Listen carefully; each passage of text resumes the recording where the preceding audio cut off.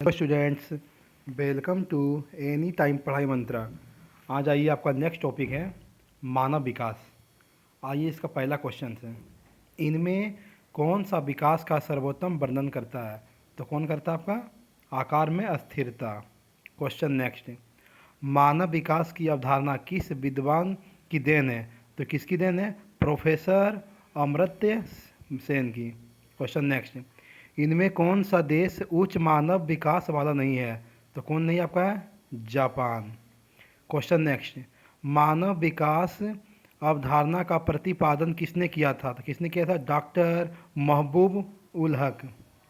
Question next, doctor महबूब उल हक ने मानव विकास सूचकांक कब निर्मित किया था? तो ये आपका 1990 ईस्वी में किया था। क्वेश्चन नेक्स्ट, मानव विकास के कितने स्तंभ हैं? बताइए स्टूडेंट्स, मानव विकास के कितने स्तंभ हैं? मानव विकास के 4 स्तंभ हैं। क्वेश्चन नेक्स्ट, राष्ट्र विकास कार्यक्रम द्वारा 162 देश में से मानव विकास सूचकांक में भारत का कौन सा स्थान है? तो कौन सा बताइए स्थान है? ये आपका 115वां स्थान है।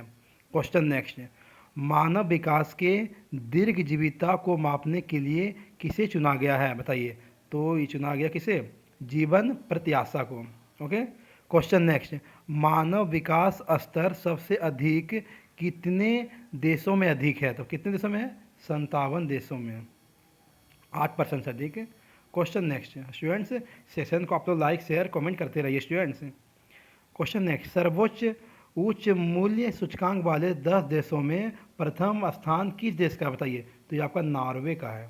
क्वेश्चन नेक्स्ट, मानव विकास के उपागम कितने होते हैं? तो मानव विकास के 4 उपागम होते हैं। क्वेश्चन नेक्स्ट, मानव विकास में मध्यमा स्तर का स्कोर कितना होता है? तो कितना होता है बताइए स्टूडेंट्स। ये आपका होता है डियर स्टूडेंट्स 0.5 से 0.799 तक होता है। क्वेश्चन नेक्स्ट, निम्न स्तर के देशों का स्कोर कितना होता है? बताइए। ये आपका होता है 0.5 से कम।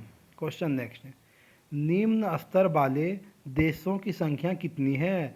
तो निम्न स्तर वाले देशों की संख्या कितनी है आपका? 32 है। क्वेश्चन नेक्स्ट है स्टूडेंट्स, मध्यम सूचकांक वाले देशों की संख्या कितनी है? तो ये आपका 88 है। क्वेश्चन नेक्स्ट है, उच्च मूल्य सूचकांक वाले देश कितनी है? तो ये आपका 10 है। क्वेश्चन नेक्स्ट, किस देश डाउट नट। अगर स्टूडेंट्स कोई भी क्वेश्चन में फंस गए हो तो क्वेश्चन को क्रॉप करो, मात्र 5 सेकंड में सॉल्यूशन मिलेगा। चाहे वो क्वेश्चन सीबीएसई बोर्ड का हो, बिहार बोर्ड का हो, क्लास 6 से 12, NEET IT JEE mains and advance का क्वेश्चन हो, फिजिक्स का क्वेश्चन हो, केमिस्ट्री का क्वेश्चन हो, मैथ का, बायोलॉजी का, कोई का भी क्वेश्चन अगर नहीं बन रहा है तो क्वेश्चन को क्रॉप करो, मात्र 5 सेकंड में सॉल्यूशन मिलेगा। क्लास 9 से 12 हिंदी इंग्लिश दोनों मीडियम में डेली लाइव क्लास चल रहा है डाउटनट पर। डेली 3 करोड़ छात्र डाउटनट से तैयारी कर रहे हैं, तो आज ही डाउनलोड कीजिए डाउटनट ऐप, लिंक डिस्क्रिप्शन में दिया गया है। का मानव सूचकांक भारत से ऊंचा है? तो किसका आपका है? श्रीलंका, त्रिनिदाद और टोबागो। क्वेश्चन नेक्स्ट स्टूडेंट्स, मानव विकास के स्कोर के आधार पर देशों को कितने वर्गों में वर्गीकृत किया है? तो कितने किया है? 3। क्वेश्चन नेक्स्ट, शक्तिकरण का क्या अर्थ है? बताइए। शक्तिकरण का अर्थ है विकल्प चुनने का अवसर। क्वेश्चन नेक्स्ट, किस दशक में डॉक्टर महबूब उल हक और अमराज्य सेन ने अपने विचारों को स्पष्ट किया? तो 80 से 90 दशक में। ठीक है स्टूडेंट्स, अब आइए हम लोग लघुत्तरीय देखते हैं। पहला क्वेश्चन, मानव विकास के 4 प्रमुख घटक कौन कौन से हैं? बताइए। देखिए, आपको एग्जाम में भी इसी तरह लिखना है। मानव विकास के 4 प्रमुख घटक निम्न हैं। पहला पॉइंट इसमें समता।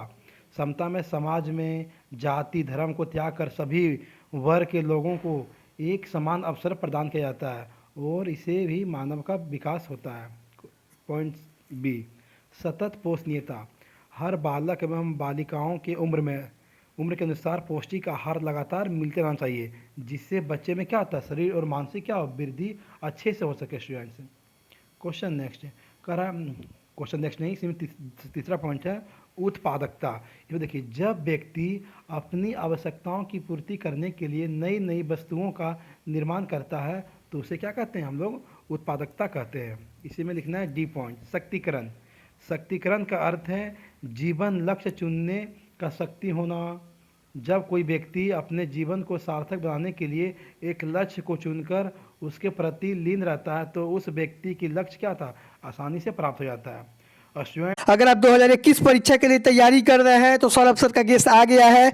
हमारे गेस्ट से पढ़ के पूरे बिहार में विक्की कुमार ने विज्ञान में सेकेंड रैंक हासिल किया है। अगर आप अभी तक विक्की कुमार का इंटरव्यू नहीं देखे तो डिस्क्रिप्शन में लिंक है, वहां से देख सकते हैं। 10th का 450 फी रखा गया है, 12th का 500 फी रखा गया। पेमेंट आपको यही गूगल पे नंबर और फोन पे नंबर जो दिखाई दे रहा है 7903979715 नंबर पर करना है। उसके बाद पेमेंट करके आपको स्क्रीनशॉट इसी व्हाट्सअप नंबर पर कर देना है। उसके बाद हमारी टीम आपको गेस्ट प्रोवाइड करा देगी। सौरभ सर के गेस्ट से पढ़ के विक्की कुमार ने पूरे बिहार में विज्ञान संकाय में सेकंड टॉप किया।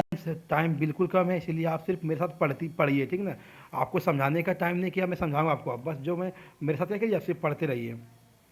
क्वेश्चन देख कर मानव विकास शब्द का क्या अभिप्राय है, सिर्फ मैं आपको रिकॉल कर रहा हूँ कि यही क्वेश्चन आपके एग्जाम में आएंगे, ये पढ़ लोगे आप अच्छा स्कोर कर लोगे। देखिए, मानव विकास का अभिप्राय मानव के विकास से है, जब मानव में आर्थिक, सामाजिक, राजनीतिक, स्वास्थ्य, शिक्षा एवं प्रति व्यक्ति आय के आधार पर सभी क्षेत्रों में क्या होता है, विकास होता है, उसे ही मानव विकास कहते हैं।